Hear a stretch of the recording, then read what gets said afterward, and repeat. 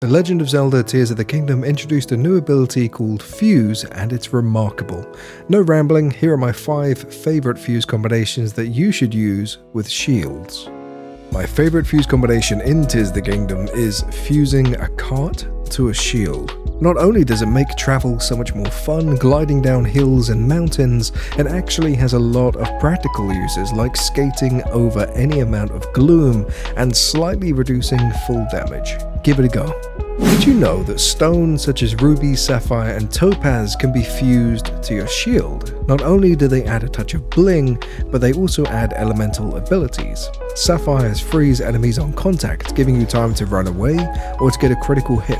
Rubies burst into flames, setting off a small explosion, and Topaz sends a shockwave to all nearby enemies, forcing them to drop their weapons and stay paralyzed for a few seconds. Additionally, when you equipped a shield with a ruby fused onto it, you instantly get warmer, protecting you from cold climates. The opposite is also true for sapphires, cooling you down in hot environments like the desert. This fusion is exactly what you think it is. It's a Canon fused to a shield. Yup. This fuse combination is absolutely ridiculous and requires no skill to use whatsoever. Just plop a cannon onto your shield, lock onto an enemy, and the cannon will automatically load and fire, setting off a huge explosion for virtually no cost. Just make sure you're not too close to the targets when you fire. Using emitters to your shield in Tears of the Kingdom is something you absolutely must do. Need to defend yourself while also using a flamethrower? Done. Feel like shocking and stunning enemies that come close to you while defending? Easy. Mass freezing everyone around you, let's do it! But the craziest of all of them is the beam emitter, which fires a long-range laser beam that locks onto moving targets, dealing damage while also defending yourself. God, I love this game. Now, there are countless fuse combinations for shields in Tears of the Kingdom, so I wanted to give an honourable mention to a few that didn't make the cut before we move on to the final one.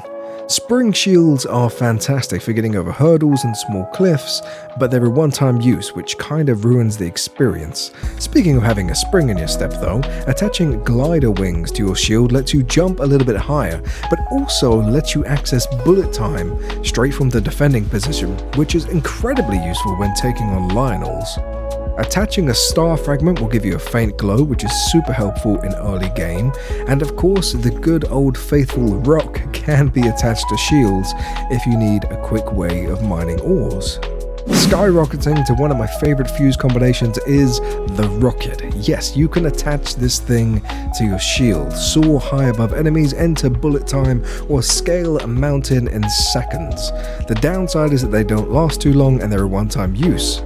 But I've recently started using these to take on Gleeoks, and it's quickly become one of my favorite methods for taking down the 3-headed dragons.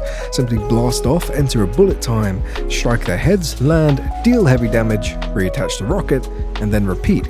Not only are these incredibly useful for combat, but also for exploration and evasion, making them, in my opinion, one of the best fuse combinations for shields in Tears of the Kingdom.